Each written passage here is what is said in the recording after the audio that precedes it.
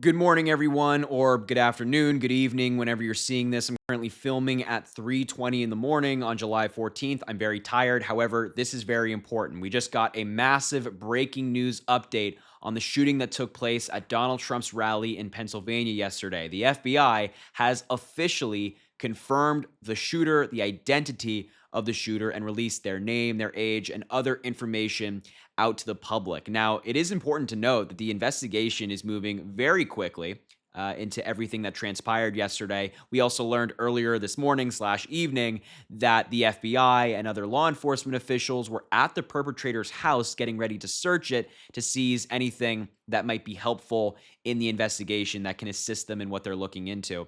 But yeah, we got this statement from the FBI confirming the identity of the shooter and some other interesting pieces of information about the shooter that you're probably going to want to know about. So we'll talk about all of that later. But first, here's the statement from the FBI on your screen right now. It says the FBI has identified Thomas Matthew Crooks, 20 years old, of Bethel Park, Pennsylvania, as the subject involved in the assassination attempt of former President Donald Trump on July 13th in Butler, Pennsylvania. This remains an active and ongoing investigation, and anyone with information that may assist with the investigation is encouraged to submit photos or videos online at that address or call that phone number provided below.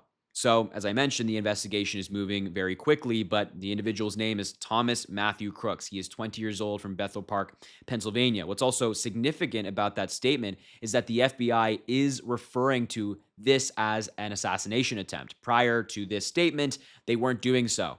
It wasn't quite clear what happened. It wasn't, there's speculation in the media and people who were interested in the event, but now the FBI is officially confirming that indeed it was an assassination attempt. So we have the individual's name, we have the individual's age. However, with the name being released of the individual, some people and some news agencies did some digging, and they found some interesting tidbits of information. So here's a post from Kyle Griffin on social media. He works at MSNBC, and it says, yes, the FBI have identified the shooter as 20-year-old Thomas Matthew Crooks of Bethel Park, but interestingly, he is a registered Republican.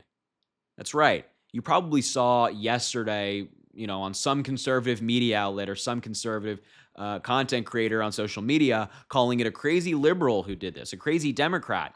But so far, it doesn't seem to be the case. We got to follow the facts. We got to make conclusions based on what we know to be true, not jump into conclusions. It seems like a lot of people on the MAGA side of politics jumped into the conclusion that it was a Democrat, it was a crazy liberal. But the voter rolls are public. So you can look up people's names, and people did that with this individual. So on your screen right now, here's the voter roll in Pennsylvania. It's Thomas Matthew Crooks, as you can see on the top. And at the bottom, it says voter record details. The status of the registration is active. That is the date of birth. It does correspond with someone who is 20 years old. And as you can see under party, it says Republican. Republican. Registered Republican. And interestingly, they also, Thomas Matthew Crooks also voted in the 2022 midterms. So this was an active Republican voter who was voting in elections in the state of Pennsylvania, and now we know their registration. But what's also even more interesting about this is here's a tweet from a post from a journalist at The Intercept. In this tweet, they talk about how he was a registered Republican, but when he was below the age of 18, when he was 17, he made a $15 donation to a liberal PAC on January 20th, 2021. So what appeared to be the case is that he originally donated to a Biden PAC when he was under the age of 18, which is typically illegal, I believe. And then as he got older, he registered as a Republican and then voted as a Republican, which is just an interesting transition of views. It appears that they became a Republican over time. But we also have a photo of the shooter released from previous photos that they were taken in their they had taken in their lives. And as you can see on your screen, this is the photo of the individual. This is the photo of the shooter. This was not at the event or anything like that. This is just a photo of the shooter. But what's interesting about this photo is that T-shirt the individual is wearing is something that people on social media picked up on as a T-shirt associated with a pro-gun, pro-2A, pro-conservative clothing line. You can see here's the shirt on your screen right now. If you look at the right the shirt on the right, the back of the shirt, it has the exact same design. So here's that shirt again, and then here's the picture of the shooter again on your screen as well. So that T-shirt is very obviously that shirt from that group. A lot of people are talking about that on social media, and as I mentioned, it is a more conservative clothing brand who, it has a firearm on the shirt. They are a pro firearm group, and that seems to be the shirt that the individual was wearing. So we just have these interesting pieces of information that it was a registered Republican, that he was, I guess, once donated to a liberal PAC, but also was wearing conservative T-shirts. It's all very interesting. We're still waiting for more from the FBI as to who this individual was, what their motive was. I hope that they find something in the individual's house that kind of gives us a clearer picture of all this. But it's just been crazy to see all of the news coming out from all of this, but also just like the insane conspiracy theories.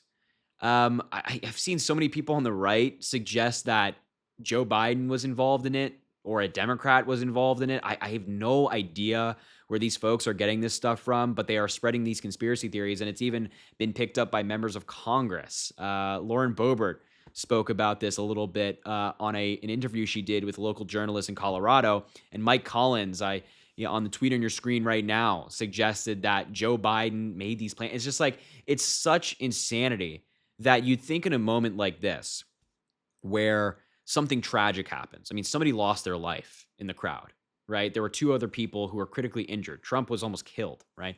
In a moment like this, where with just such a terrible event that, maybe people could put the politics aside.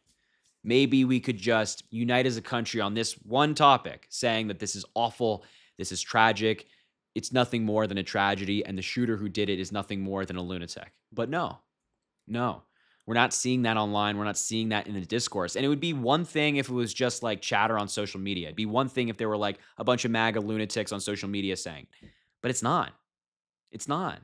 It's members of Congress pushing these same insane views that it wasn't just one idiot, one lunatic acting alone, but rather it was somehow the Democrats did it. I have no idea. All I know is that I'm happy that for the most part people are safe and the injuries were minimal, but we're in for a rocky ride, folks. We are in for a rocky ride with everything coming up, this election, and just how crazy everything is. It's like things are just going to get crazy. So that's all I have for you. I just wanted to show you deliver you the breaking news from the FBI and the identification and some of these other pieces of information we received. It's important stuff. So I wanted to talk to you about it. So thank you so much for being here. I appreciate you being here. I'm going to wrap up the video. Make sure to subscribe down below. It goes an incredibly long way. Also drop a like on the video and comment. Let me know what you think about all of this. And as always, I greatly appreciate you. Please take care of yourselves. Please stay safe. And I hope you have an amazing rest of your day.